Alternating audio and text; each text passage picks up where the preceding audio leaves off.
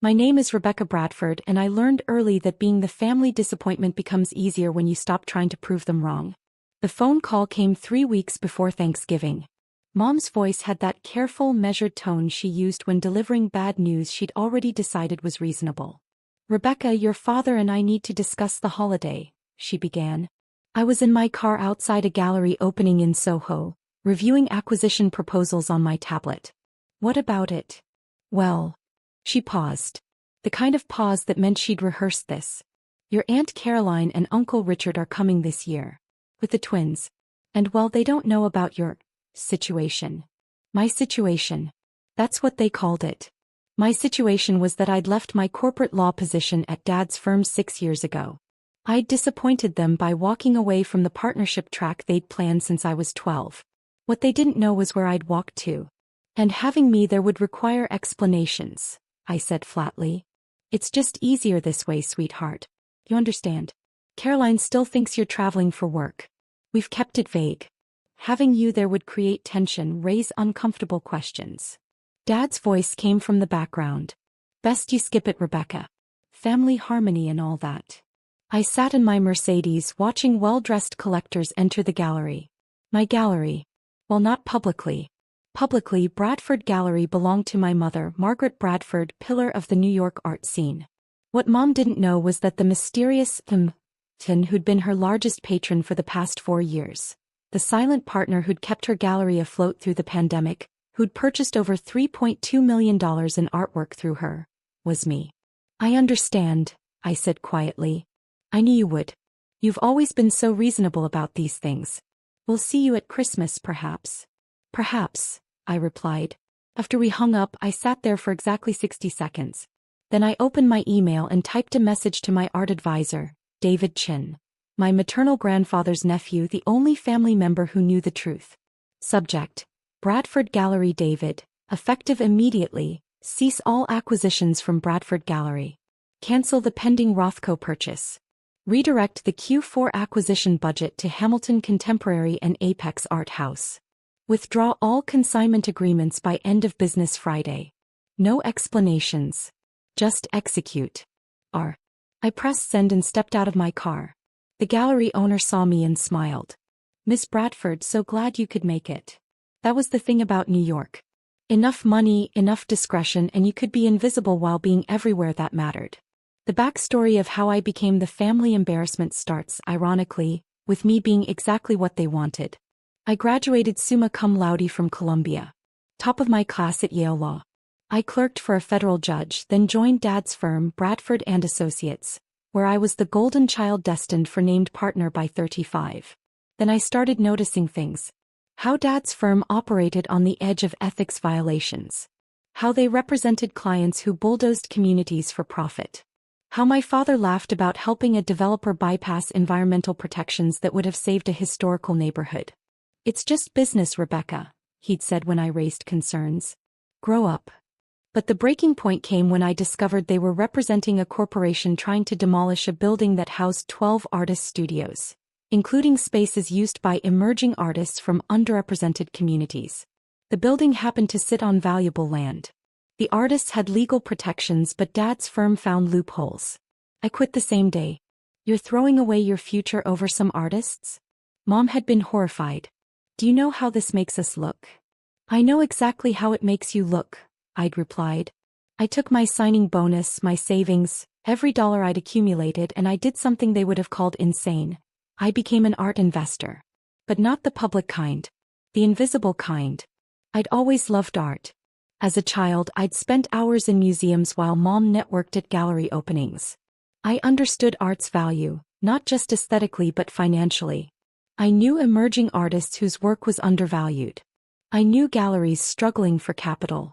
I knew collectors who'd sell masterpieces quietly for the right price. So I built an art portfolio in absolute secrecy. I used my grandfather Chen's surname for business.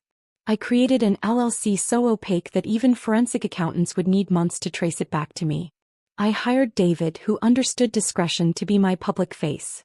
For 6 years I built an empire they never saw. I acquired works from emerging artists before they hit mainstream galleries. I bought at estate sales. I negotiated private purchases of museum-quality pieces. I invested in galleries always as a silent partner, always through layers of corporate structures. My portfolio was now worth approximately $47 million.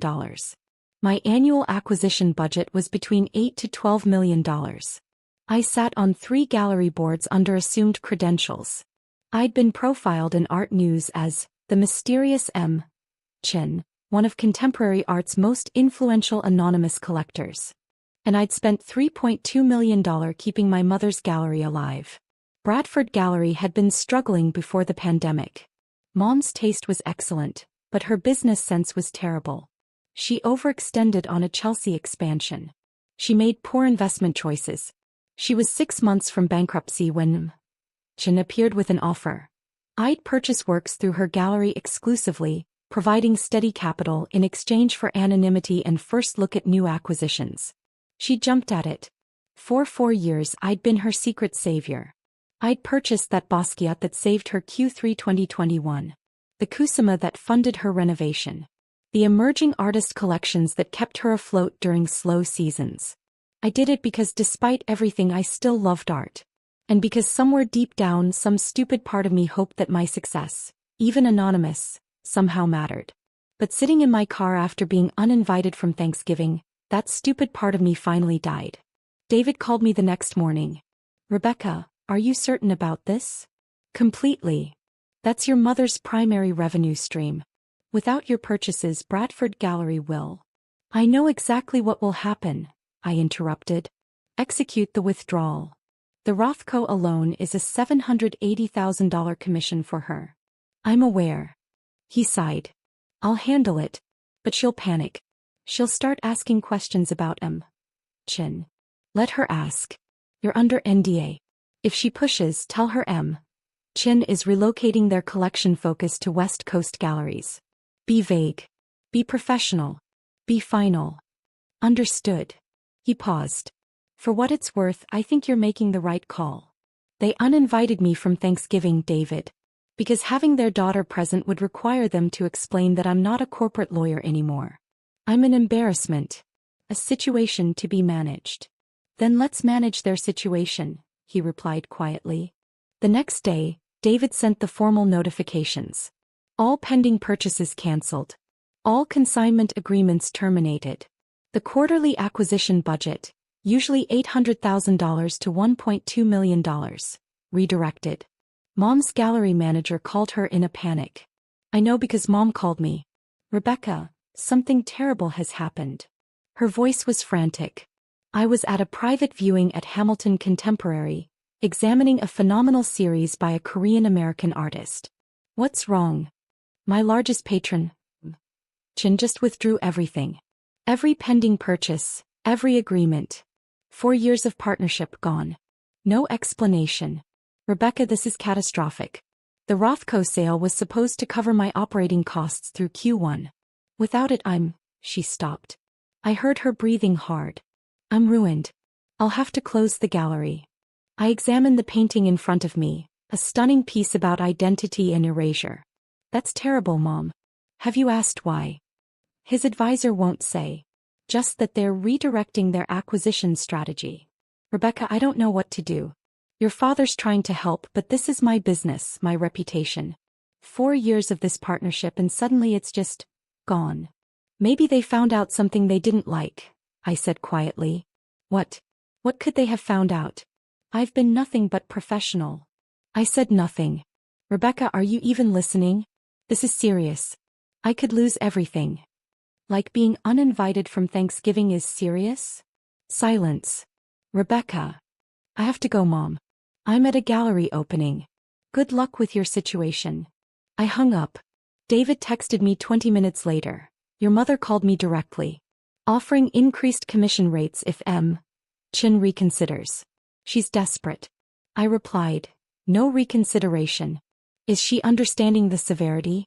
She's crying in her office. Her gallery manager says she's never seen her like this. I stared at that text for a long time. Then I put my phone away and purchased $340,000 worth of art from Hamilton Contemporary. Thanksgiving week arrived. I spent it in Los Angeles, meeting with West Coast galleries and artists. I was having dinner at Republic when my phone started exploding with messages. Dad. Rebecca, call me immediately. My brother Jason, what did you do? Aunt Caroline, your mother is devastated. This is cruel. I ignored them all and finished my meal. Duck confit with farro, excellent wine. Then I checked my voicemail. Dad's voice was cold with rage. Rebecca Elizabeth Bradford. I don't know what you've done, but your mother's gallery is collapsing, and she seems to think you have something to do with it. Call me back right now. The second message was from Jason. Rebecca, Mom's gallery is closing. She's had to lay off her entire staff. She's losing the Chelsea location. She's a mess. If you know anything about this chin person pulling out, you need to help fix it. This is family. The third was from Mom. He was crying. Rebecca, please. If you know anyone, if you have any connections in the art world, I need help. The gallery is finished. 20 years of work, gone. I don't know what I did wrong. Please, sweetheart.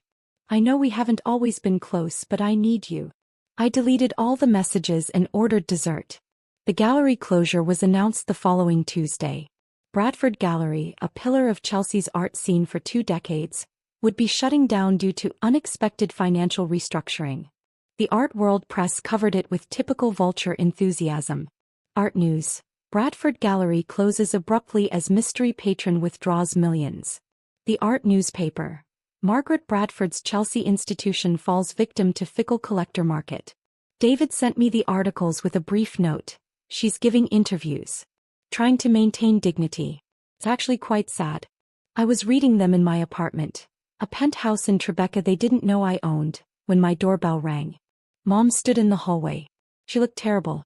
Aged 10 years in 2 weeks. Her usual immaculate appearance was gone. Minimal makeup, uncombed hair, wearing jeans and a sweater instead of her typical gallery owner elegance. How did you find this address? I asked. I hired a private investigator, she said flatly. Can I come in? I stepped aside. She walked into my apartment and stopped. My walls were covered in museum-quality art. Behind Wiley. 2 Kerouakers. A stunning landscape by Julie Marie II. Pieces worth hundreds of thousands of dollars each. Where did you get these? She whispered. I bought them. On what income? Rebecca, you left your job 6 years ago. Your father said you were probably temping, too proud to ask for help.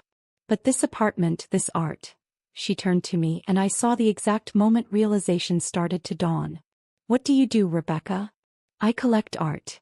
With what money? I own. She walked to the Marie to examined it closely. This is real. Museum quality. This piece alone is worth. She stopped. Turned back to me. Who are you? I'm the daughter you uninvited from Thanksgiving because I was an embarrassment. Rebecca. I'm also chin. The color drained from her face. What? Your mysterious patron for 4 years. The one who kept your gallery alive. Who purchased $3.2 million in artwork through your business. Who made sure you survived the pandemic, the recession, your terrible business decisions. That was me. She sat down heavily on my couch. That's not possible. I built an art investment portfolio worth $47 million. I did it quietly, carefully, using Grandfather Chen's connections and my own knowledge. I've been one of the most active private collectors in New York for 6 years. You just never knew because I didn't want you to know. But you had no money. You left your job. I left my job with $340,000 in savings. I turned it into millions. She stared at me. Why? Because I loved art. Because I understood value. Because I was good at it. I sat across from her. And because somewhere in my stupid, naive mind I thought maybe if I helped you, even anonymously, it would matter. That I'd matter. Rebecca, you do matter. I was uninvited from Thanksgiving, Mom. Because the relatives don't know about my situation. Because explaining that your daughter isn't a corporate lawyer anymore would create uncomfortable questions. You chose Aunt Caroline's comfort over your own daughter's presence. Her hands shook. I didn't know. If I'd known. If you'd known I was wealthy, then I'd be worth acknowledging. I leaned forward. That's exactly the problem. I wasn't worth including as a struggling daughter. I was an embarrassment, a situation to be managed, someone whose absence was easier than their presence. But if you'd known I was Chin, then suddenly I'd matter. That's not fair. Isn't it? Tell me honestly, if I'd shown up to Thanksgiving and revealed I was a successful art investor, would you have been proud? Or would you have been angry that I'd kept it secret, that I'd embarrassed you by not living up to your expectations publicly? She said nothing. That's what I thought. I stood. Your gallery closed because I withdrew my patronage. I did it because I finally understood that no amount of success, not even anonymous success that literally saved your business, would make me worth including in this family. You valued Caroline's comfort over my presence. So I valued my investment capital over your business. Rebecca, please. I made a mistake. A terrible mistake. But destroying my gallery. I didn't destroy your gallery, Mom. I stopped saving it. There's a difference. He started crying. Real tears, not the elegant dabbing she did at gallery openings. 20 years of work. Gone. 6 years of being dismissed. Excluded. Treated like a disappointment. I walked to the window. I spent $3.2 million keeping you afloat. I could have spent that money on emerging artists who actually needed support. Instead, I spent it on someone who wouldn't invite me to Thanksgiving. What do you want from me? Her voice broke. Nothing anymore. That's the point. She left 20 minutes later. Broken, crying, devastated. I felt nothing. David called that evening. Your father's been trying to reach me. He knows. Let him know. Rebecca, he's threatening legal action. Claims you manipulated your mother's business. With what grounds? I was an anonymous patron who withdrew my business. Completely legal. If he pushes, I have documentation of every transaction, every legitimate purchase. Let him try. He's also calling in favors. Trying to find out about your finances. He'll find corporate structures, LLCs and dead ends. I've been careful. And if he somehow traces everything back to me, what's he going to do? Be angry that I'm successful? That I built something without his help? He's telling people you sabotaged your mother deliberately. I did. He sabotaged my Thanksgiving. I sabotaged her Q4. We're even. That's cold, Rebecca. That's fair, David. Christmas came. I didn't receive an invitation. I spent it in Tokyo meeting with Japanese collectors and attending private viewings. Jason called on New Year's Eve. Mom's seeing a therapist. Dad's furious but pretending everything's fine. Aunt Caroline found out the truth and is horrified. The family's a mess. Good, I replied. That's really how you feel. Good. They excluded me when they thought I was a failure. Now they're dealing with the consequences of excluding someone successful. Yes, Jason. I feel good. She's our mother. She's the woman who valued her sister's comfort over her daughter's presence. She's the woman who built a career on my anonymous money and didn't think I was worth a seat at Thanksgiving dinner. I paused. Did you defend me, Jason? When they uninvited me, did you say anything? His silence was answer enough. That's what I thought. You all chose the easy path. Keep Rebecca away, avoid uncomfortable questions, maintain the comfortable lie. Well, congratulations. The lie's comfortable now. I'm completely out of it. Rebecca. I have to go. I'm meeting collectors. I hung up. 3 months later I received a letter. Handwritten on Mom's personal stationery. Rebecca. I've spent 3 months in therapy trying to understand what I did. My therapist says I need to take accountability without expectations of forgiveness. So here it is. I failed you. Not when I uninvited you from Thanksgiving. That was just the moment you finally had enough. I failed you 6 years ago when you left your father's firm and I called it a disappointment. I failed you every time I introduced you vaguely, avoided explaining your career, treated your choices as something to be managed rather than respected. I built my entire identity on being Margaret Bradford, gallery owner, art world fixture. When you didn't fit that narrative, when you chose a different path, I couldn't handle it. I made your choices about me, about how they reflected on me. I didn't know you were Chin. But I should have known you were capable of being Chin. I should have known my daughter was brilliant, strategic, successful. I should have asked about your life instead of avoiding it. The gallery is closed. I've lost my business, my reputation in many circles. I deserve that. What I don't deserve is another chance to be your mother. I know that. But I'm asking anyway. Not for money. Not for help rebuilding. just for the possibility that someday, you might let me see who you actually are. I love you. I should have said that more. I should have shown it better. I read that letter 17 times. Then I put it in a drawer and didn't respond. 6 months after Thanksgiving, I was at a gallery opening in Brooklyn when I saw her. Mom was standing in front of a piece by an emerging Haitian-American artist, studying it with the intense focus she always had with art she genuinely loved. She looked different, older, quieter, less performed. She was dressed simply. No jewelry. No gallery owner costume. She was there as just someone who loved art. I watched her for 10 minutes before she noticed me.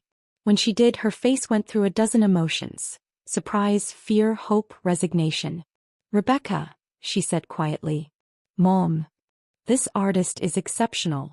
The use of color, the narrative structure." She stopped. "Sorry. I don't have the right to art talk with you. You always had that right.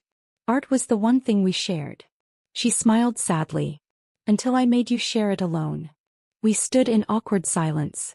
"I got your letter," I finally said. "You didn't respond." I didn't know what to say. "That's fair."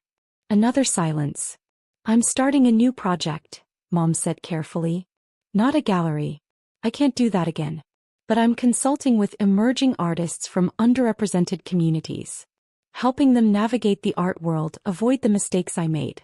No profit, just trying to do something that matters." "That sounds good. It's what I should have done from the beginning.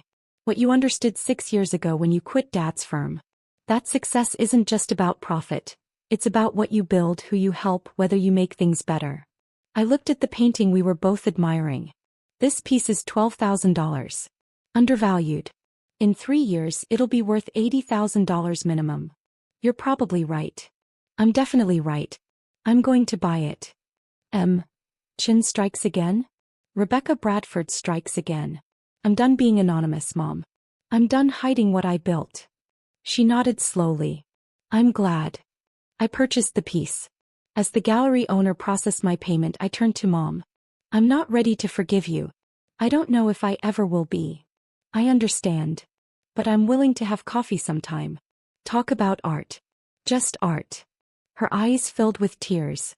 "I'd like that. Not as mother and daughter. Not yet. Maybe never. But as two people who love art." "Whatever you're willing to give," she whispered. We had coffee 3 weeks later. We talked about art for 2 hours. Nothing personal. Nothing emotional. Just two experts discussing color theory, market trends, emerging artists. It was the best conversation we'd had in years. At the end, as we were leaving, she said, "Rebecca, can I ask you something?" "Maybe. When you withdrew your patronage from my gallery, when you destroyed my business, did it feel good?" I thought about it. Really thought about it. "No," I finally said. "It felt fair." "There's a difference." She nodded. "That's what I'm learning. Fair doesn't always feel good. But it's still right." I never went back to family Thanksgivings. I never reconciled with Dad, who still tells people I sabotaged Mom's business out of spite. Jason and I have a cordial but distant relationship. But Mom and I have coffee once a month. We talk about art. Sometimes she asks about my life, carefully, respectfully. I tell her what I'm comfortable sharing. Last month she asked if I'd ever consider investing in her consulting project. Not as Chin, not as anonymous support, but as Rebecca Bradford, art investor with full credit and recognition. I said I'd think about it. Because here's what I learned. You can't build a relationship on anonymous support. You can't love someone while hiding who you are. You can't be part of a family that requires you to be invisible. They wanted me gone to avoid uncomfortable questions. I stayed gone until they were willing to face uncomfortable answers. I'm Rebecca Bradford. I built a $47 million art portfolio in 6 years. I saved my mother's gallery for 4 years while she was ashamed to invite me to Thanksgiving. And when she chose comfort over my presence, I chose my dignity over her business. That's not revenge. That's not cruelty. It's just fair. And sometimes, fair is the most loving thing you can do.